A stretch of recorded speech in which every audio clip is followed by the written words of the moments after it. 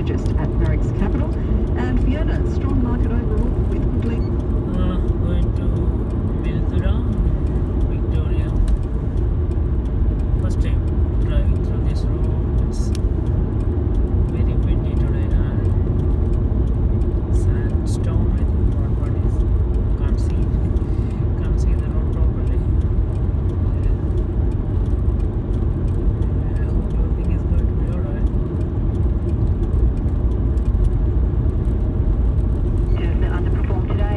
Gold, real estate investment trusts, utilities and industrials were the laggards, whereas on the other side the best performing sectors were the growth orientated sectors such as IT, energy, consumer discretionary and healthcare. In terms of some of the stock highlights, Westpac was in the news. The shares did close up 0.5%, but did notice he received a class action has been filed against its subsidiaries BT Funds Management and Westpac Life in relation to aspects of its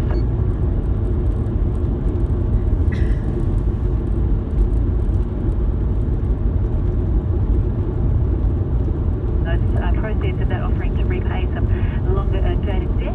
And Cooper Energy shares closed up 6% after announcing that it had made a new gas field discovery in the Otway Basin offshore Victoria. So some good performances there. It's also other highlights. AMP shares closed today up 5.1%, and the lowlights Pro Medicare shares were down 12.1% after news that its founders had sold 1 million shares each.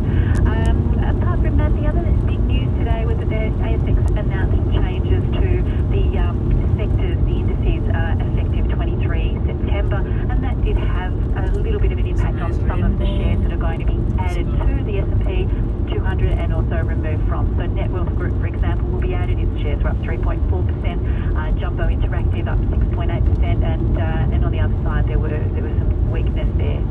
So looking ahead, what can we expect in the next day or so? Well, tonight we've got US employment data, which is probably the key economic data we see from the US. The consensus is for 160,000 new jobs to have been added during the month, but the risk is potentially to the upside. The private sector estimate last night was quite positive. Next week, the key thing will probably be the European Central Bank's meeting, and it's quite possible we'll see some easing of policy, whether that's through rate cuts or QE. And domestically, we've got housing finance, NAB, business confidence, Westpac consumer confidence, another bunch of companies going ex-dividend, including CSL. And in the US next week, we have inflation, PPI, and also retail sales. And the Aussie dollar now looking at 68.2, I think. That's right, up from 67.4 last week. Yeah, 68.21 cents, so a big rally this week. Thank you very much for that, Fiona. Good weekend. Thanks, Andy. Fiona Clark there from the investment company strategist at Merrick's Capital. Time now for a look at sport. Thank you very much, Mandy. Huge day in sport in the AFL. Well, Geelong face Collingwood for a place in the preliminary finals tonight. Ben Wilson has the details. Geelong finished atop the ladder but will host a qualifying final at the MCG with a crowd of around 90,000 expected to attend. The Cats enter the finals series in patchy form, having lost 2 of their last 4 games.